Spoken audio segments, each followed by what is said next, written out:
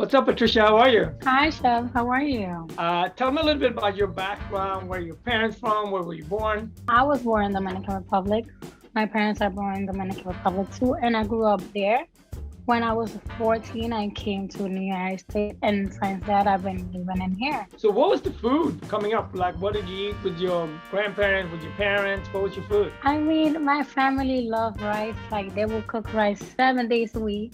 Yeah. But we like to more into like local stuff. I remember we used to grow up the chickens and all that. We used to grow up most of the things in the yard from my house. Yeah. And when you came, I mean, being 14 and coming to the United States, was it a culture shock? Had you been before? Yeah, I came when I was 10, but like my mom used to live over there, so I kind of missed her a lot. So I went back.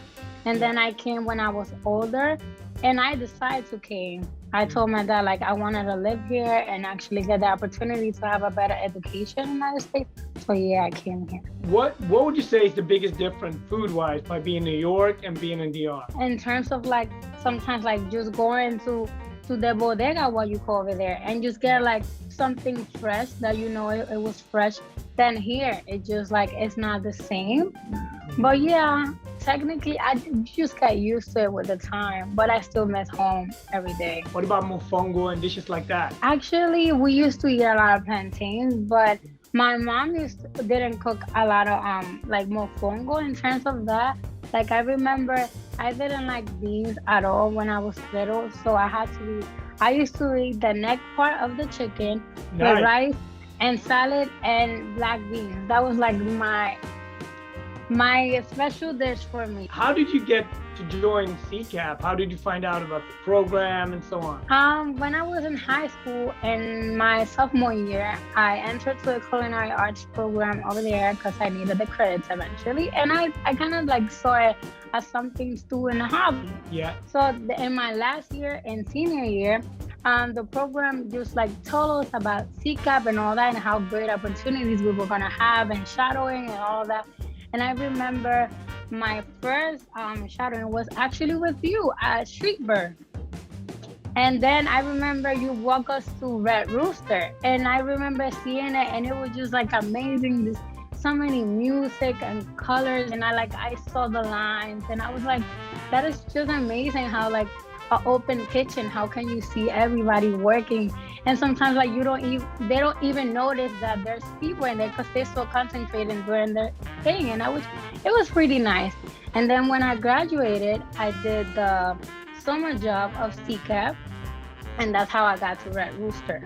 What was the biggest difference from like interning and then actually working at a place? Working at Red Rooster is busy. I did a few shadows in many different places.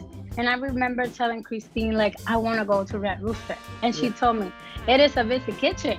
It's tough. I'm like, I'm going in. And then Chef Aisha called me. I'm like, okay, I'm ready for this. When I saw brunch, oh my God, I was exhausted. Like in less than 2 hours, it was just crazy. But I still liked it because it was just like so much things going on. But it's just nice. It's nice seeing everybody working and everybody helping out. And it's like there's things that you don't see from like eating in the dining room. And it's just so much going on in the back kitchen. But at the end of the day, I was feeling like awesome of working there. You're in the rice, you're in the book, Yeah. You're the youngest person in the book. Yeah, I mean, it was shocking knowing about the rice. I remember Jason texted me and he told me, we're gonna send you some information. I'm like, nice. And I was in the train when I received the email and I was like, hold on. I couldn't I was in shock, like completely in shock when I saw like the page with the recipe and I was crying of happiness. Like you don't even know. I was extremely happy and grateful to be honoring the book. What's your goals for the next 3 to 5 years? I would like to actually have my own restaurant, but I feel like I have to get as much as I can from all different restaurants in the city and actually get to travel because sometimes you try to enjoy food from here, but it's not the same if you go to the actually country and learn all those stuff. What is a Dominican dish that we don't know about that we should know about? What is a hidden secret? Always when my mom comes, I always ask her for the same dish she always make. It's rice with peas and fried snapper with coconut sauce, because it's just something, every time she does it, it just reminds me of my childhood, like when I used to live there. And it's just really amazing that a dish brought me memories every time I try it. Also, the Malecon, going to the Dominican restaurant in the Heights, but also going to the smaller restaurant. And it is like you're entering a different world, and I love it so much. Like with the chickens, with the plantains and the rice, it's so delicious. You can never miss the rice with beans and chicken in any Dominican restaurant, like any. They always will have that, because it's like actually, like that's what we call old flag. The rice with chicken and beans, that's for flag. That is like for signature dish from DR. How has obviously COVID has impacted, huge impact on all of us. How has it impacted you, and how's the year been for you?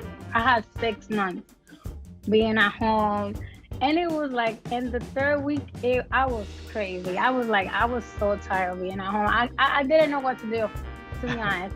And then I started like doing things online and doing YouTube and like doing so many recipes, and actually I improved my pastry skills through COVID. So yeah, it was kind of nice.